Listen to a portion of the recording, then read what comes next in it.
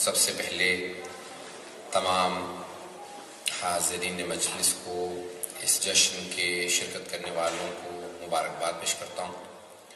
خداوند متعال بار بار ہمیں یہ تمام عیدیں منانا نصیب فرمائے۔ آج آپ لوگوں نے عید زہرا کے عنوان سے جشن رکھا ہے اور آئندہ آنے والے دنوں میں عید میلاد النبی ہوگا۔ عید زہرا یا عید شجاع ان عیدوں میں سے ہے، بلکہ دو عیدیں ایسی ہیں جس کو کوئی بھی منافق نہیں منائے گا۔ فرماتے ہیں معصوم کہ عیدیں سب منا لیتے ہیں لوگ، عید میلاد النبی بھی لوگ منا لیتے ہیں، عید الفطر، عید الاضحیٰ سب مسلمان مناتے ہیں، لیکن کہا کہ دو عیدیں ایسی ہیں جس کو کوئی منافق کبھی بھی نہیں منائے گا۔ ایک عید غدیر، دوسری عید زہرا۔ عید غدیر کو جس کے پاس ایمان ہوگا، ولایت ہوگی، وہی منائے گا، کیونکہ عید ولایت ہے۔ عید زہرا کیونکہ عید شجاع ہے، اس لیے صرف اس کو مومن ہی منائے گا۔ تو بہرحال مناسبتیں بہت زیادہ ہیں اس عید کے اوپر، کیونکہ ایک تو 12ویں امام کی تاج پوشی ہے۔ عید غدیر پہلے امام کی تاج پوشی ہے اور عید زہرا آخری امام کی تاج پوشی ہے۔ وہاں پہ ولایت کی بنیاد رکھی گئی تھی، یہاں پہ ختم ولایت ہو رہا ہے۔ تو بہرحال تاج پوشی ہے، 12 علیہ السلام کی ولادت کی تاج پوشی ہے، ان کی ولایت کی اور ان کی امامت کی تاج پوشی ہے، اس لیے بہرحال عید زہرا کہا، اس کو عید شجاع۔ اور دوسری اس کی مناسبت ہے کہ یہ پہلا دن ہے کہ جہاں پہ اہل بیت نے واقعہ کربلا کے بعد خوشی منائی ہے۔ دیکھیں غم میں سب شریک ہو جاتے ہیں، پتہ نہیں توجہ ہے یا نہیں ہے،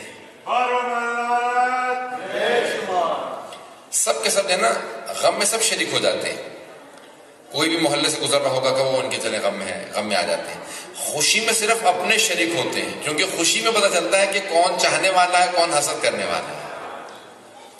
جب انسان کو ترقی ملتی ہے، خوشی ہوتی ہے، گھر میں کوئی اچھی مناسبت ہو، بچے کی شادی ہو، تو بہت سے اپنے بھی ناراض ہوتے ہیں، ارے ان کے ہاں تو شادی ہے۔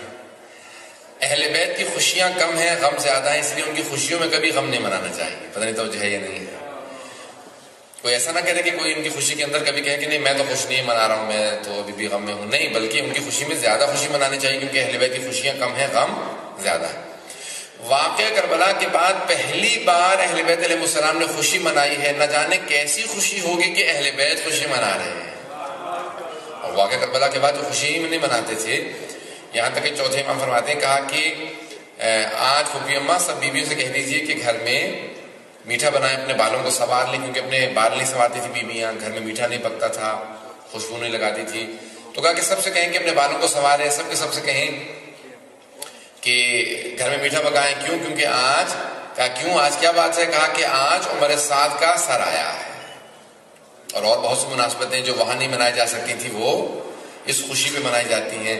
تو عمر سعد کا سر آیا۔ پہلی بار کہتے ہیں واقعہ کربلا کے بعد امام سجاد خود مسکرائے، جو روتے رہتے تھے ہمیشہ، پہلی بار مسکرائے، اور مسکرانے کے بعد کہا، جو سر لے کے آیا تھا نا، 3 سر لے کے آیا تھا، اس میں عمر سعد کا سر تھا، تو کہا کہ مختار سے کہو ہرملا کا سر کب بھیجے گا۔ آغائے خوئی نے پوری ایک بحث کی ہے، ابھی مولانا نے پوری مجلس پڑھ دی، اس لیے میں تفصیلات میں نہیں جاؤں گا، ایک جو دلیلیں انہوں نے پیش نہیں کی میں اس کو طرف اشارہ کروں گا۔ آغا خوئی سے پوچھا گیا اور انہوں نے اپنی رجال میں پوری بحث کی، علم رجال کے اندر، کہا کہ آغا کیا دلیل ہے کہ مختار کے دونوں طرح کی حدیث ہے نا، مدح میں بھی ہے، مذمت میں بھی ہے، ان کی تعریف بھی کی ہے، ائمہ نے ان کو پریز بھی کیا ہے اور ان کے خلاف بھی بولا، تو کہا کون سے تقیے پہ ہیں؟ جس میں تعریف کی ہے وہ، یا جس میں مذمت کی ہے وہ؟ تقیے پہ محمول ہے نا، کوئی ایک تقیے پہ ہے، یہ پوری سلسلہ وارہ حدیث ہے، یہ بھی حدیث ہے، تو کہا کون سی؟ کہ دیکھو یہ بات یاد رکھو کہ امام معصوم چونکہ معصوم ہے، اگر وہ راضی نہ ہو کسی کام پہ تو انکریجمنٹ جائز نہیں ہے۔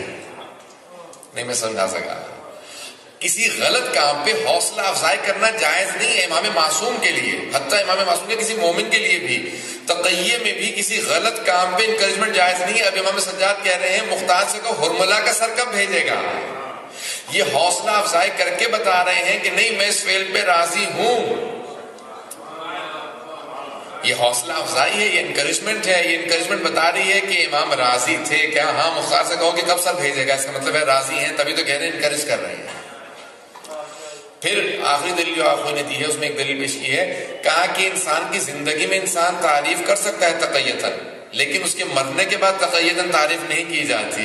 جب حضرت مختار کی شہادت ہو گئی تھی تو امام سجاد سے پوچھا گیا کہ مولا مختار کی شہادت ہو گئی. امام نے کہا رحم اللہ مختار، خدا رحمت نازل کرے مختار پہ، اس کی وجہ سے ہماری بیویوں نے اپنے بال سنوارے تھے.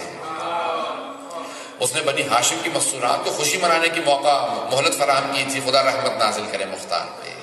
کہا یہ مرنے کے بعد جو دعا کی جاتی ہے یہ صرف اس کے لیے کی جاتی ہے جس سے انسان راضی ہوتا ہے، کسی غلط آدمی کے لیے کبھی دعا نہیں کرتا.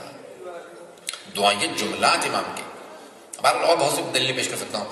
تو یہ 3 مناسبتیں ہو گئی، ان سب کی توجہ ہے تب میرے ساتھ کہ پہلی مناسبت تو تاج پوشی ہے 12ویں امام اسلام کی، دوسری بہرحال یہ جو سر آئے ہیں شہداء کے، تیسری کہ اہل بیت علیہ السلام نے خوشی منائی ہے. چوتھے بعض لوگوں نے لکھا ہے کہ 9 یا بلکہ 10 ربیع الاول کو جناب سیدہ خوشی منایا کرتی تھی، اسی لیے اس کو عید زہرا بھی کہا جاتا ہے. کیوں؟ واقعی کربلا سے پہلے کہ آپ فرماتی تھی کہ 10 ربیع الاول کو شاید حدیث میں ملتا ہے جناب رسول خدا کی جناب خدیجہ کبریٰ سے شادی ہوئی تھی، تو اس کو بھی یہاں پہ لا کے منایا جاتا ہے کہ 9 ربیع الاول کی بی بی 9 یا 10 ربیع الاول کو خوشی مناتی تھی. کہ کہتی تھی کہ آج کا پوچھا بی بی آج کیا بات ہے، خوشی کیوں منا رہی ہیں، آپ گھر میں میٹھا بنا ہوا ہے. کہا کہ آج میرے بابا کی میری مادر گرامی سے شادی ہوئی تھی، تو اس شادی کی وجہ سے میں خوشی منا رہی ہوں. تو 4 مناسبتیں. اس کے علاوہ بہرحال اور بھی مناسبتیں ہیں جو آپ لوگوں کے انشاءاللہ تعالیٰ ذہن میں آ جائیں گی. ایک نعرہ بھی لگ چکا تھا پہلے انشاءاللہ تعالیٰ اسی حوالے سے کہ کہاں سے کہاں مناسبتیں لے کے جائی جاتی ہیں تاکہ وہ ذہن میں رکھی جائیں اور اس کے حساب سے پھر خوشی منائی جاتی ہے کہ اہل بیت علیہ السلام نے کہا ہے کہ آج دشمن ایسے ایسے دشمن دنیا سے گئے ہیں جن کو فرعون آل محمد بھی کہا گیا، محمد و آل محمد کے اوپر جس نے فرعون کا کردار ادا کیا ان کے خلاف، وہ دنیا سے گیا. تو اس لیے وہ سارے کی ساری خوشیاں 9 ربیع الاول کو منائی جاتی ہیں. تو آج ذرا پیش کرتے ہیں چند ایک مطالب. 12ویں امام اسلام کی تاج پوشی ہے تو ان کی اس تاج پوشی سے متعلق کچھ